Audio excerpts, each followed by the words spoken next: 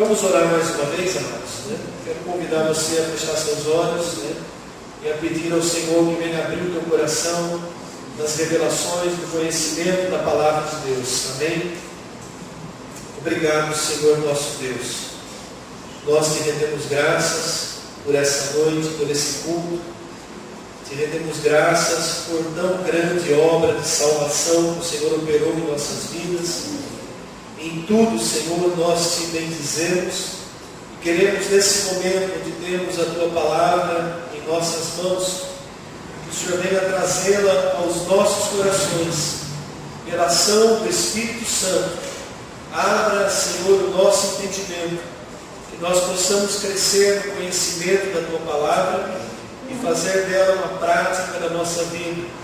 Eu peço, Senhor, que Tu me capacite a transmiti-la com fidelidade. Assim eu oro, Pai, em nome do Teu Filho Jesus Cristo. Amém. E glória a Deus. Abra a palavra do Senhor no Evangelho de Mateus, capítulo 27.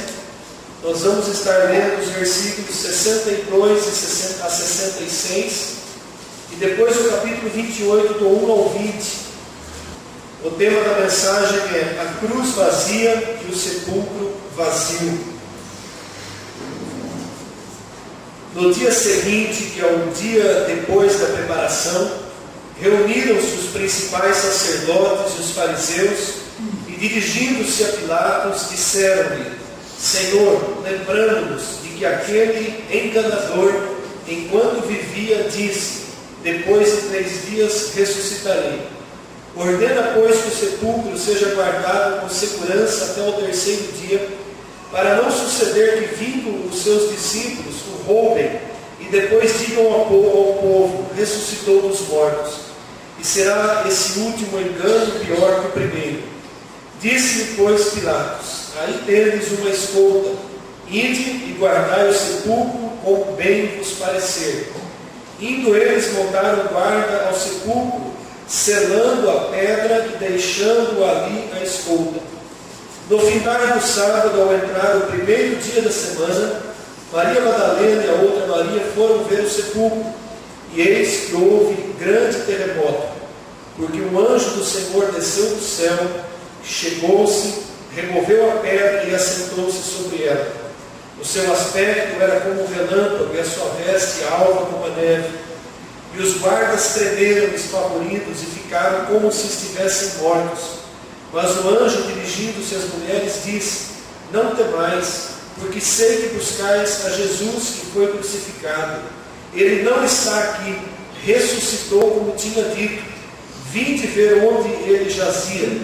Ide, pois, depressa e dizei aos seus discípulos que ele ressuscitou dos mortos, e vai adiante de vós para Galiléia. Ali o vereis, é como vos digo. E retirando-se elas apressadamente do sepulcro, tomadas de medo e grande alegria, correram a anunciá-los aos discípulos. E eis que Jesus veio ao encontro delas e disse: salve! E elas, aproximando-se, abraçaram-lhe os pés e o adoraram. Então Jesus lhe disse: não temais, ide avisar a meus irmãos que se dirijam a Galiléia, e lá me verão. E indo elas, eis que alguns dos guardas foram à cidade e contaram aos principais sacerdotes tudo o que sucedera. Reunindo-se eles em conselho com os anciãos, deram grande soma de dinheiro aos soldados e, recomendando-lhes que dissessem: vieram de noite os discípulos dele e o roubaram enquanto dormíamos. Caso isto chegue ao conhecimento do governador, nós o persuadiremos e vos poremos em segurança. Eles, recebendo dinheiro, fizeram como estavam instruídos, e esta versão divulgou-se entre os judeus até o dia de hoje. Seguiram os 11 discípulos para a Galiléia e para o monte que Jesus lhe designara. E quando o viram, o adoraram, mas alguns duvidaram. Jesus, aproximando-se, falou-lhes, dizendo: toda a autoridade me foi dada no céu e na terra. Ide, portanto, fazei discípulos de todas as nações, batizando-os em nome do Pai, do Filho e do Espírito Santo, ensinando-os a guardar todas as coisas que vos tenho ordenado, e eis que estou convosco todos os dias, até a consumação dos séculos. Amém? Vale a pena a gente ler esse texto um pouquinho longo, né? Mas é uma parte importante da história da vida do nosso Senhor Jesus Cristo, né? E é um texto que a simples leitura dele já nos dá um entendimento, né? Momento em que aquelas mulheres vão até o sepulcro com a intenção ainda de ungir o corpo de Jesus, e elas chegam no amanhecer do domingo, no primeiro dia da semana, e pouco antes de elas chegarem, aconteceu um terremoto, né? Uma manifestação da natureza. A morte não pôde reter Jesus Cristo, né? E naquela manifestação da natureza também surge um anjo que remove aquela pedra que estava selada. Eles selaram a pedra, era um costume para que ninguém tocasse na sepultura. Eles faziam marcas com barro e colocavam uma corda ao redor da pedra que prendia, que fechava a sepultura, e aquele barro, se ele fosse violado, era sinal que alguém tinha mexido ali, né? Então aquela sepultura de Jesus estava selada, né? A escolta de soldados que Pilatos designou eram soldados romanos, e eles se revezavam, segundo os historiadores, a cada 4 horas. Então era impossível que eles dormissem no seu turno. Então acontece algo sobrenatural. A pedra é removida, o anjo aparece e simplesmente o corpo de Jesus Cristo não estava mais ali. E as mulheres chegam e se deparam com aquela cena. Elas recebem o aviso do anjo, elas correm avisar os discípulos. O texto que nós lemos na abertura do culto do Evangelho de João narra que Pedro e o próprio João correram ali, né? Se achegando, né? O discípulo a quem Jesus amava, o próprio João, mais jovem, chega primeiro, para, espera Pedro olhar, Pedro entra, testifica, né? Eles voltam para avisar os demais, né? Então todo esse quadro, ele mostra como foi aquele momento da ressurreição de Jesus. Os líderes religiosos, né, tentaram subornar os soldados e subornaram de fato, né, oferecendo grande soma de dinheiro para que eles mentissem, para que eles criassem uma história: olha, nós dormimos, né, e os discípulos roubaram o corpo, né? E essa história se divulgou ali, né? E aquilo que os judeus, muitos creem nessa história até os dias de hoje, né? Os judeus que não acreditaram que Jesus era de fato o Messias. Então, amados, esse foi um quadro, né? Um quadro que relata a ressurreição do nosso Senhor Jesus Cristo. E o que eu quero dizer para a igreja nessa noite? O Evangelho de Jesus é sobrenatural. O próprio Senhor Jesus Cristo é sobrenatural.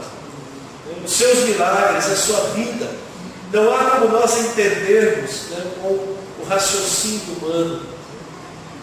O que é mais difícil de crer, na cruz vazia ou no sepulcro vazio? O Evangelho que nós pregamos, ele é loucura para os sábios, né? Eles não podem compreender com a razão. Então nós olhamos para essa situação, né? A cruz vazia aponta para a salvação. Alguém morreu no nosso lugar, né? Nós é que deveríamos estar ali pagando o preço dos nossos pecados, mas era impossível que nós pagássemos, porque não tínhamos condições nenhuma, né, para apresentar ao Pai algo que fosse precioso. Nossas boas obras não podiam pagar o preço, a nossa integridade não podia pagar aquele preço, porque nós estávamos manchados pelo pecado. Somente aquele que nunca pecou poderia se oferecer e pagar o preço, né, que era exigido, né, cumprir toda a justiça de Deus. Então a cruz vazia, ela aponta para a salvação. Quando nós olhamos para a cruz vazia, nós temos que entender: alguém morreu no meu lugar, e ele não está mais lá, né? Por isso que não é correto, né, a imagem do Cristo pendurado naquele madeiro. A morte, né, a morte foi vencida. A cruz ficou vazia. E o sepulcro vazio? O sepulcro vazio, ele aponta para a ressurreição. A morte não deteve a Cristo. Então, quando nós olhamos para a cruz vazia e para o sepulcro vazio, nós olhamos para a verdade que sustenta a nossa fé. A vitória sobre a morte e a ressurreição. Mas isso não foi só para o nosso Senhor Jesus Cristo. Todos aqueles que crerem nessa loucura do Evangelho, todos aqueles que receberem essa loucura como verdade da sua própria vida, não, Jesus de fato era o Messias. A palavra Messias significa ungido de Deus. De fato ele era o Messias, o ungido do Pai, o Filho de Deus, que veio ao mundo em forma humana, deixou a sua glória, morreu naquela cruz por causa do nosso pecado, da nossa iniquidade, ressuscitou. Para todos os que creem nessa loucura, foi aberta a porta da salvação. Então, tudo tem a ver conosco. O sepulcro vazio, ele aponta para a ressurreição. E é maravilhoso a gente olhar para isso. A cruz ficou vazia e o sepulcro ficou vazio para que o céu ficasse cheio. Cheio de todos aqueles que em todas as gerações creram e continuam crendo nessa verdade. Nós vamos povoar o céu, amém? Eu creio nisso. Essa é uma verdade absoluta, mas é loucura para os sábios. É loucura para aqueles que não compreendem. Como pode ser isso? É tão fácil assim? Basta crer em Jesus? Sim, basta crer, mas com todo o teu coração. Uma fé absoluta. Crer de verdade, não da boca para fora. Algo que cria raiz em nossa alma. Uma fé convicta de que de fato Ele é o Filho de Deus, nos morreu e nos trouxe salvação. Cumpriu toda a justiça de Deus. E nós fomos também chamados a crer nesse sobrenatural. Crer nisso que Paulo chama de loucura. O Evangelho é loucura. Graças a Deus, e nós somos os loucos. Nós cremos dessa maneira. E seria bom que a igreja continuasse a levar adiante esse Evangelho. O texto completo que nós lemos de Mateus 28, ele termina falando da grande missão da igreja. Não basta apenas nós crermos. Nós precisamos levar adiante essa mensagem que é louca aos olhos do mundo. O próprio Jesus, ele delegou essa ordem. Ele diz, olha, toda a autoridade me foi dada. Toda a autoridade me foi dada. Nos céus, na terra. E agora eu vos ordeno, ide, no imperativo, portanto, fazei discípulos. Vocês foram salvos. Levem essa palavra, esse plano de salvação àqueles que ainda não foram. Leve adiante essa boa nova. Propague essa verdade da ressurreição. Então essa é a missão que Ele deixou para nós como igreja, como povo de Deus nessa terra. Entende, amados? Jesus deu uma ordem que nós temos que cumprir. Nós temos uma visão para esse ano, alcançar o nosso próximo mais próximo. Esse propósito está completamente dentro dessa ordem de Jesus. Porque todas as vezes que nós levamos esse Evangelho da graça para alguém e essa pessoa também crê, ela se torna também um filho de Deus. Ela passa a fazer parte da família de Deus. Então essa é a missão mais nobre da igreja. É interessante a gente ver que Jesus estabeleceu com os seus apóstolos, os 11, e depois Paulo, que ele mesmo disse que foi um apóstolo fora de tempo. Ele estabeleceu os apóstolos como fundamento da igreja, para que essa palavra fosse propagada, para que toda a fé fosse estabelecida em cima dessa verdade. Os apóstolos que Jesus enviou, aliás a palavra apóstolo significa enviado, foram aqueles que estabeleceram as doutrinas básicas da igreja. É interessante a gente pensar nisso, num período em que tem aparecido, pipocado apóstolo de todos os lados, né? Aliás, eu achei muito interessante uma palavra do pastor Maurício. Ele disse assim: olha, apóstolo bom é apóstolo morto. É a verdade, amados. Somente aqueles foram apóstolos. Somente aqueles foram enviados para fazer o fundamento da igreja, para se criar a base onde foi estabelecida toda a doutrina que Jesus deixou. Então é uma verdade. Quem foram os apóstolos? Os 11, mais Paulo depois. Então a gente tem que compreender isso num tempo onde tanta mentira, tanta bobagem tem sido pregada. Então a gente olha para essa verdade estabelecida por Cristo na terra, para que a igreja levasse para as nações, para os 4 cantos da terra, essa palavra, essa verdade estabelecida, para que muitos sejam salvos. Nós não sabemos quem são os salvos, os eleitos, mas nós temos a missão de levar a palavra, porque é através da palavra que serão salvos. Então essa missão é da igreja. Crer na cruz vazia, crer na morte que produz vida, entender o sacrifício, o resgate, a ira de Deus que foi aplacada, o juízo de Deus que foi satisfeito. Quem tem participado das aulas da escola dominical com o presbítero André tem ouvido muito sobre isso, né? As aulas falam sobre o sangue do Cordeiro. O tema é o sangue do Cordeiro. O sangue do Cordeiro, o sangue de Jesus derramado naquela cruz, ele aplacou a ira de Deus. Ele satisfez a necessidade de justiça, porque Deus é amor, mas Deus também é justo.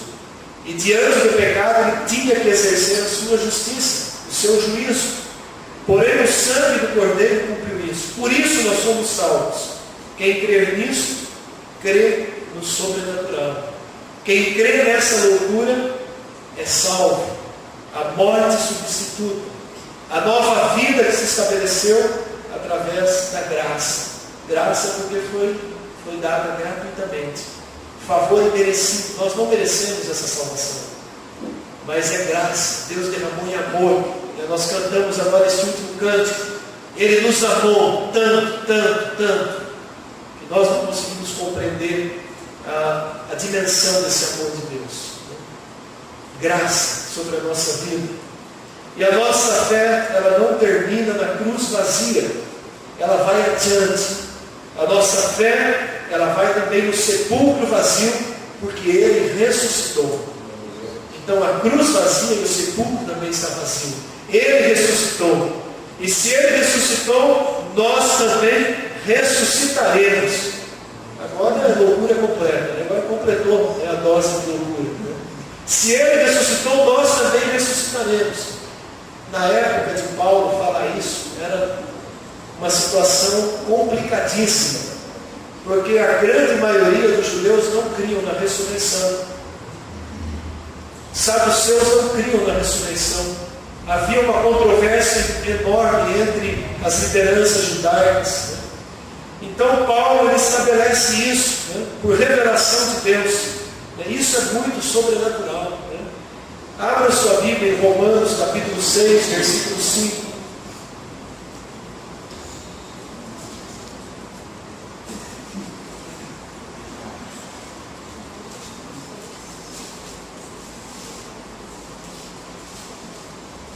Romanos capítulo 6, versículo 5.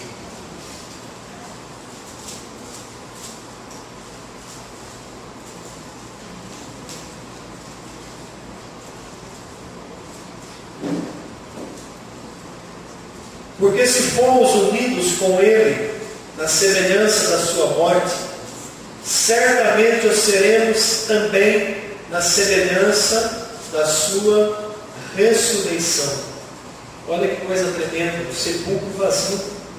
Se Cristo ressuscitou, nós também ressuscitaremos. Se fomos unidos com Ele na semelhança da sua morte. Eu estava estudando esse texto à tarde e peguei a versão original no grego. Ela diz assim: se nós fomos semeados, né, com Ele.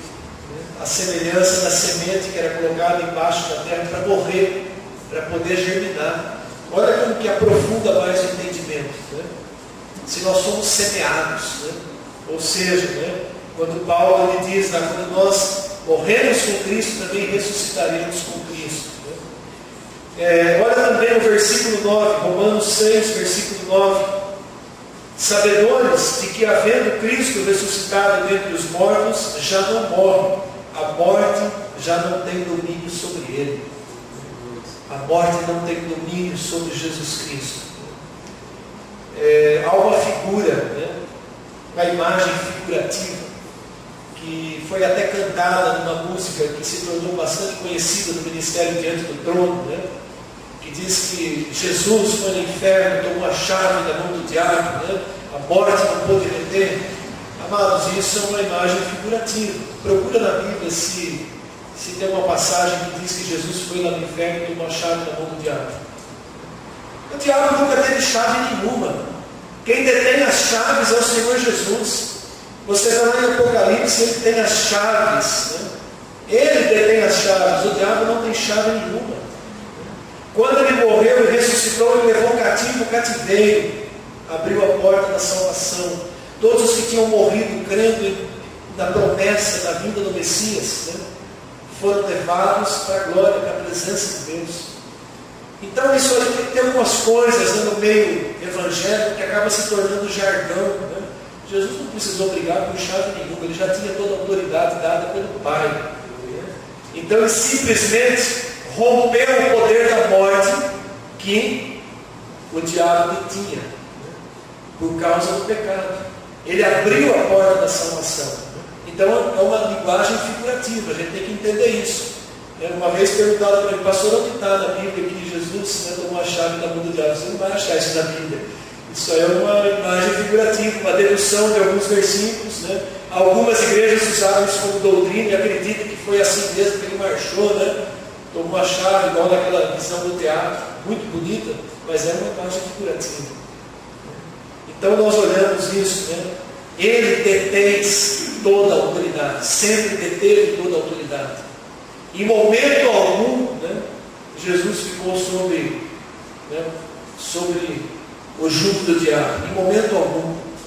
Aliás, na cruz, né, se é que Satanás comemorou, né, porque eu acredito que espiritualmente ele já sabia da sua derrota, desde quando ele foi expulso da presença de Deus, né, ele nem sequer comemorou a morte da cruz, porque já estava decretado que Cristo ressuscitaria. Da semente da mulher viria aquele que esmagaria a cabeça da serpente. Satanás sabia disso há muito tempo. Ele nem comemorou a morte da cruz. Eu penso assim por aquilo que eu entendo da palavra de Deus. Então o nosso Senhor Jesus, né, reina e sempre reinou. Não houve nenhum momento que ele deixou de reinar, o Filho de Deus, e reinará continuamente. Então, amados, a nossa fé está crescida nessa verdade, né? A morte não pôde detê-lo. Se você abrir também no Romanos capítulo 8, 34, nós vemos que há uma segurança tremenda sobre a nossa vida, porque o próprio Rei, o próprio Filho de Deus é quem intercede por nós. E você acha que uma oração de Jesus ela é negada pelo Pai? Romanos 8, 34. Quem nos condenará? É Cristo Jesus quem morreu, ou antes quem ressuscitou, o qual está à direita de Deus e também intercede por nós. Nossa vida, nossa salvação está assegurada nas mãos de Jesus. Todo aquele que creu e recebeu como Salvador verdadeiramente nasceu de novo, né? Ele intercede por nós. Será que alguém pode nos arrebatar da sua mão? Ninguém, amados, nem o inferno dele. Então nós cremos nessa verdade, né? O apóstolo Paulo cria dessa maneira, né? 1 Coríntios capítulo 15, de 1 a 8, nós temos o testemunho de Paulo a respeito da ressurreição, a respeito do sepulcro vazio. 1 Coríntios capítulo 15, Abra sua Bíblia para a gente ler esse texto de 1 a 8.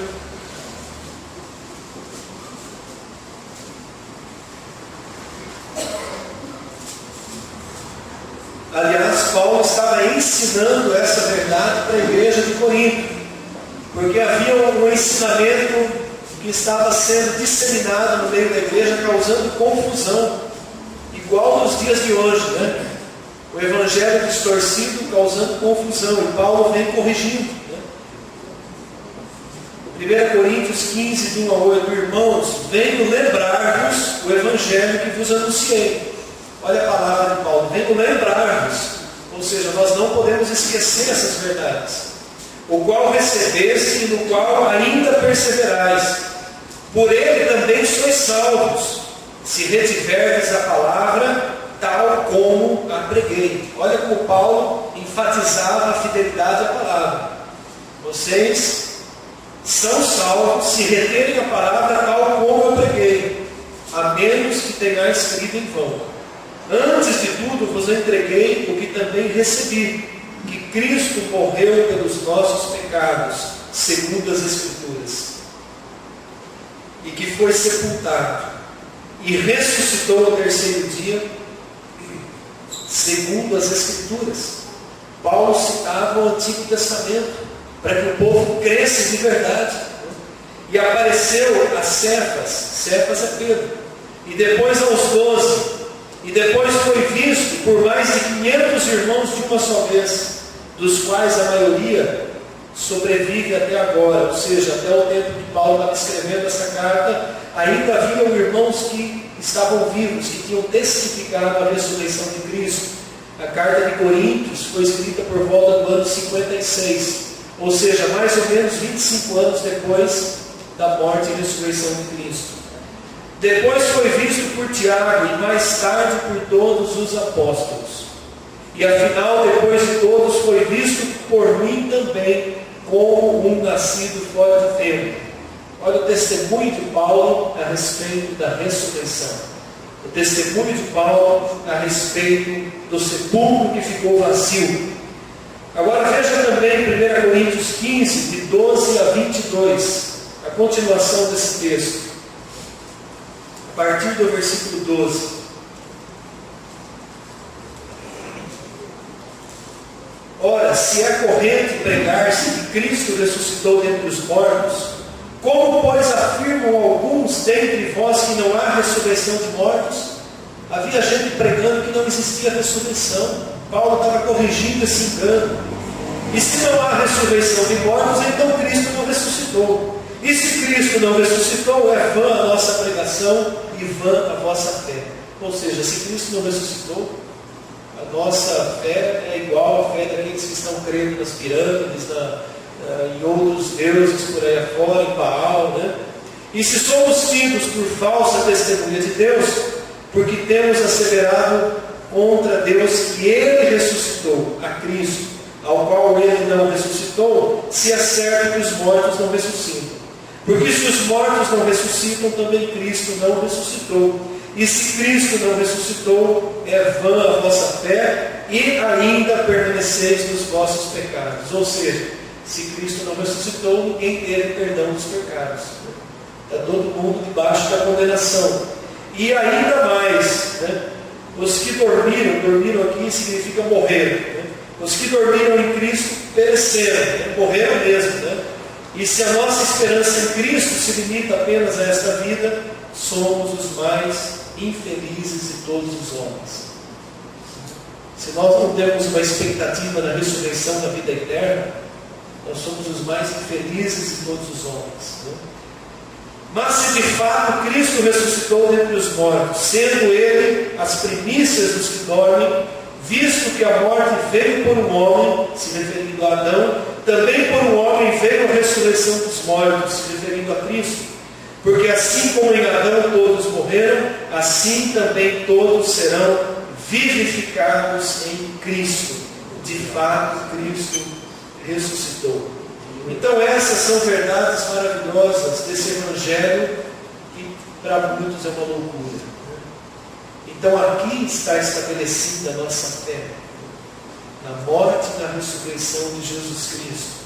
E para a gente concluir a mensagem, a cruz ficou vazia, o sepulcro ficou vazio, e ainda Ele voltará. Amém? E cada dia que passa, a volta dele está mais próxima. Amém? O rei está ausente por um breve tempo. O noivo está ausente por um breve tempo, mas ele vai voltar. Lá na parábola que Jesus fala sobre, está lá em Lucas 20, versículo 9, sobre o agricultor que plantou uma vinha.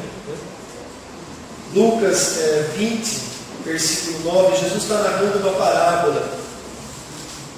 E é interessante nesse versículo,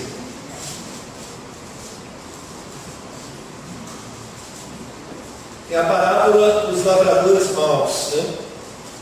Olha o versículo 9. A seguir passou Jesus a proferir ao povo esta parábola. Certo homem plantou uma vinha, arrendou-a a lavradores e ausentou-se do país por um prazo considerável ou por um tempo. Então é mais ou menos essa visão. O rei plantou a vinha, mas ele se ausentou por um breve tempo. Nós estamos nesse espaço do tempo. O breve tempo, mas ele vai voltar para ver como a vinha está, para colher os frutos. Então, o nosso rei, ele voltará. E a mensagem que fica para nós é a mensagem da vigilância. Concluindo essa mensagem, é a vigilância. Em Lucas 12, versículo 37. Para aqueles que creram que ele morreu, para aqueles que creram que ele ressuscitou, para aqueles que creram que ele voltará, fica para nós essa palavra: bem-aventurado aqueles servos a quem o Senhor, quando vier, os encontre vigilantes. Nós temos que estar vigilantes para a volta do Senhor Jesus. Mateus 24, de 42 a 43, finalzinho de Mateus. Portanto, vigiai, porque não sabeis em que dia vem o vosso Senhor. Mas considerai isso: se o pai de família soubesse a hora que viria o ladrão, vigiaria e não deixaria que a casa fosse arrombada. Mateus 25, 13. Vigiai, pois, porque não sabeis nem o dia e nem a hora. Amém, igreja? Nós que cremos na cruz vazia, nós que cremos no sepulcro vazio, nós que cremos que Ele voltará, vamos depositar a nossa fé e a nossa esperança nessa palavra. Há uma garantia de que nós não estaremos aqui abandonados, sem direção. O Senhor nos deu a sua palavra e é nela que nós colocamos o nosso pé, nos estribamos na palavra de Deus. Tudo isso é verdade, tudo isso é evangelho. Que a igreja agora continue levando adiante esse evangelho, obedecendo a ordem do Senhor Jesus, o ide, e continue ansiosa, esperando pela volta do noivo. Amém? Vamos nos colocar em pé, vamos adorar o Senhor com mais um cântico. Leve adiante essa palavra. Talvez alguém diga assim: você é louco. Que loucura é essa que você crê, ainda mais nos dias de hoje. Mas leve adiante, faça a sua parte. Não deixe de propagar essa loucura. Deixe que outros loucos venham a crer como nós cremos. Loucos por Jesus Cristo. Ele nos revelou. Por isso, com amor eterno vos amei, com benignidade vos atraí.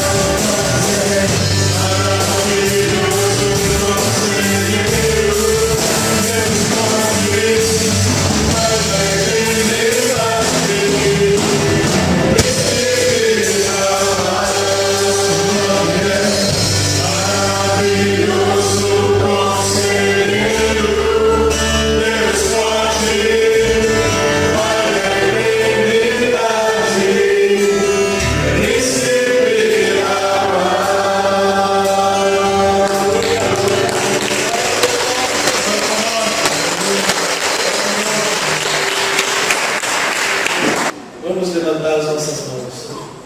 Que a graça e a paz do Senhor Jesus Cristo, o amor do Pai e a comunhão do Espírito Santo permaneçam conosco. Amém e glória a Deus. Um abraço aí, a maior quantidade de irmãos, né? Declare a vitória, a graça, a paz de Deus. Amém?